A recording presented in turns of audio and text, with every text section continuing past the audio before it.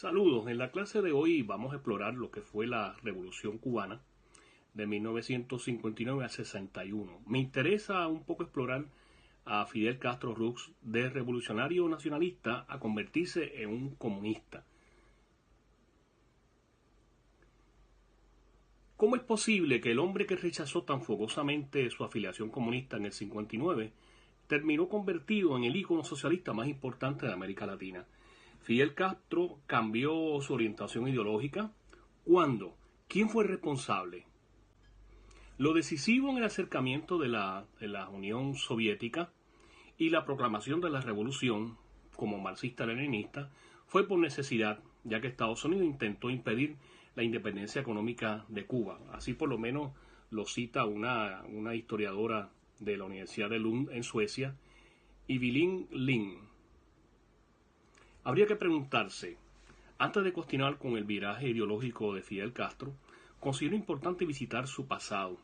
En su discurso pronunciado por el joven Fidel, que habría de conocerse como la historia me absolverá, podríamos encontrar quizás la génesis de su pensamiento político, y es que el alegato del joven Castro, posterior al fallido asalto al cuartel de Moncada, el 26 de julio de 1953, no se menciona una sola vez las palabras socialismo, comunismo, marxismo o leninismo. Todo eso está fuera del análisis. Soy marxista-leninista y seré marxista-leninista hasta el último día de mi vida.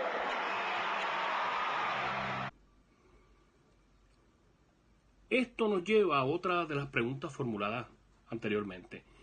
¿Quién fue el responsable? Ya en México, en 1956, mientras organizaba su ejército guerrillero, conocería a otro hombre que quedaría en lo más alto de la iconografía socialista latinoamericana, Ernesto el Che Guevara, que sin duda fue parte de la Revolución Cubana.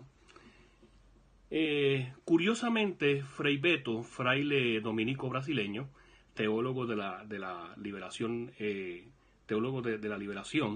y autor de más de 50 libros de diversos géneros literarios y de temas religiosos, ha dicho que Castro le dijo que mientras estudiaba Derecho en la Universidad de La Habana, fue cuando se empapó de las ideas de Karl Marx, Federico Engels, Vladimir Ilich Ivanov, también conocido como Lenin, entre otros pensadores revolucionarios. Sin entrar en contradicciones con el fraile dominico, aquello no se vio reflejado en ninguno de sus discursos escritos antes y durante la campaña de Sierra Maestra. Es decir, eso no estaba presente, realmente era un hombre fundamentalmente revolucionario nacionalista.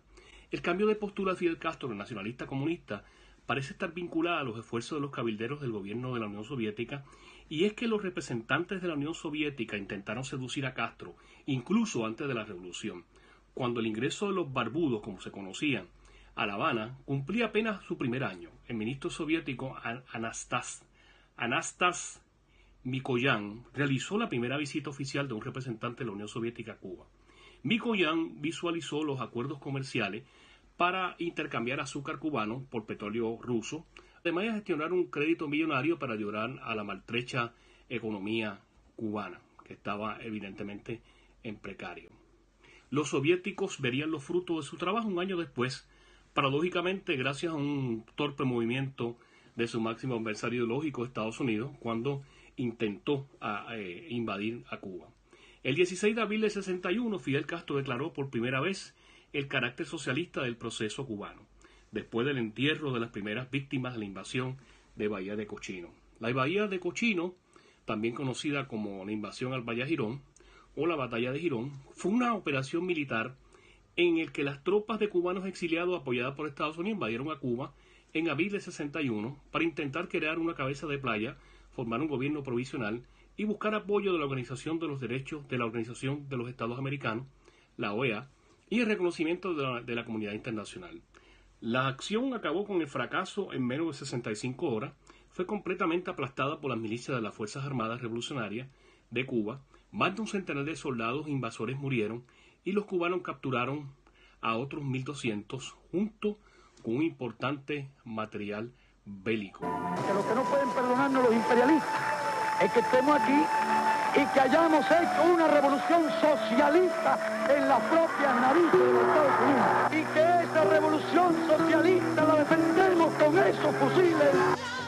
La fallida ofensiva para frenar el castrismo fue protagonizada por los exiliados cubanos y contó con el apoyo de Estados Unidos.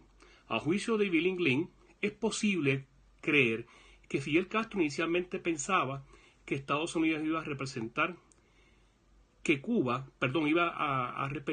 quisiera ser de sí misma un Estado soberano e independiente, y que fue cuando entendió que no iba a ser así que se inclinó por necesidad por la Unión Soviética. Y nuestra, de todos, de los revolucionarios, de los patriotas, será la misma suerte, y de todos será la victoria. El 22 de diciembre de 61, en la emblemática Plaza de la Revolución Cubana, y frente al memorial José Martí, Fidel Castro pronunció uno de sus más audaces y recordados discursos. Dijo unas palabras que cambiarían la historia de la isla para siempre. Esa capacidad de crear, ese sacrificio, esa generosidad de unos hacia otros, esa hermandad que hoy reina en nuestro pueblo, eso es el socialismo. Seremos siempre socialistas, por eso somos marxistas-leninistas, y por eso seremos siempre marxistas-leninistas.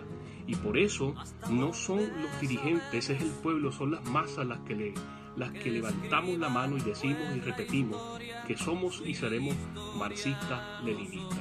Castro cerró el discurso gritando dos lemas que lo acompañarían durante décadas: viva el socialismo, patria muerte, venceremos.